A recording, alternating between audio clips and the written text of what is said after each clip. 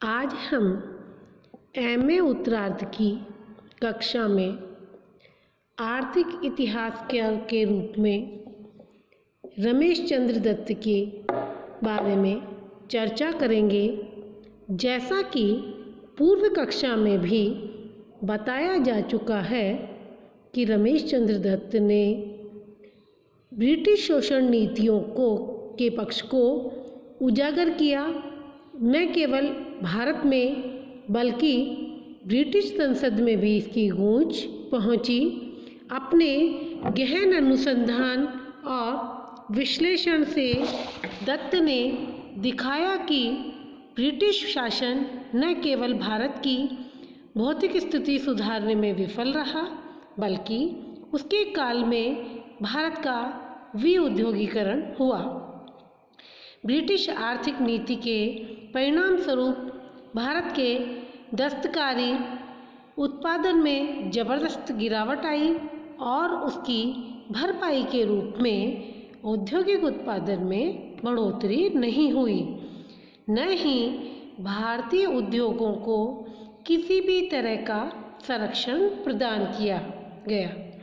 नतीजे के तौर पर भारतीय अर्थव्यवस्था पहले से भी कहीं ज़्यादा खेती पर निर्भर होने को मजबूर हो गई। भारतीय समाज का देहातीकरण होता चला गया। दत्त का कहना था कि ब्रिटिश उपनिवेश के कथित रचनात्मक कदमों से भी भारत को लाभ नहीं हुआ। भारत की आर्थिक नीतियों में दिन प्रतिदिन गिरावट होती चली गई।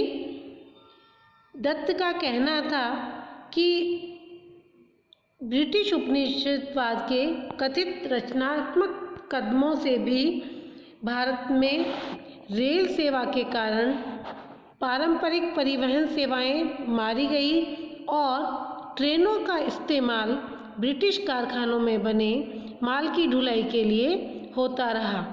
दत्त का निष्कर्ष था कि भारतीय अर्थव्यवस्था अविकसित नहीं है, बल्कि उसका विकास अवरुद्ध कर दिया गया है।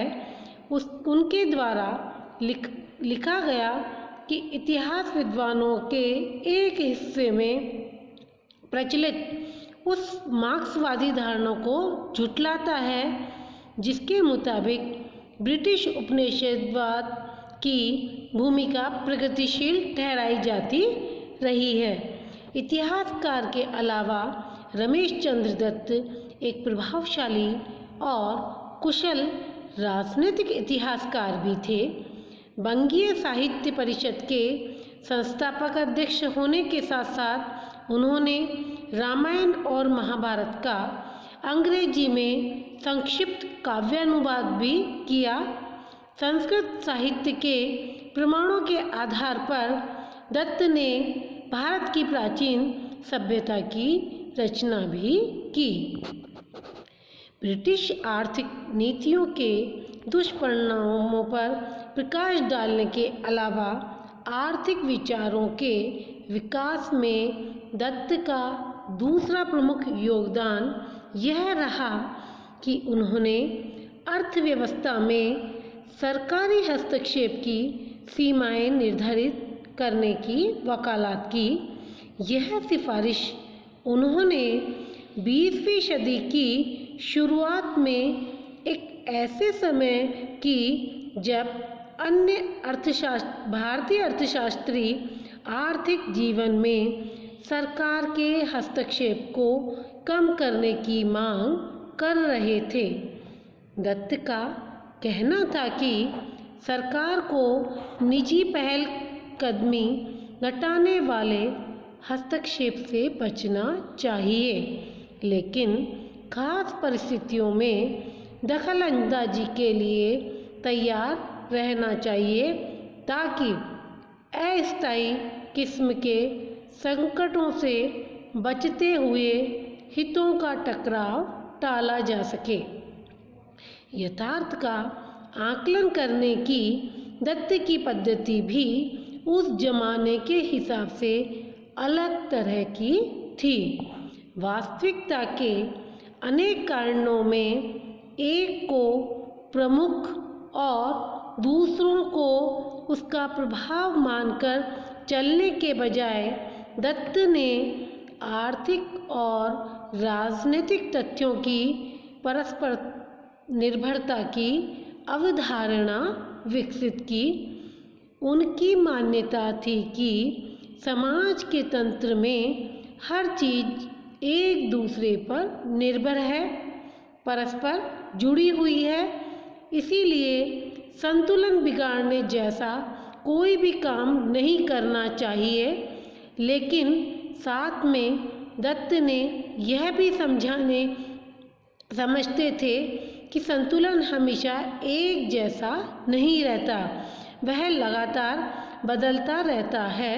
इसीलिए सरकार को हस्तक्षेप करने की फौरी स्थिति की अंतर्निहित गतिशीलता पर अपना ध्यान केंद्रित करना चाहिए, वरना उसके हस्तक्षेपकारी कदमों का परिणाम विपरीत भी निकल सकता है।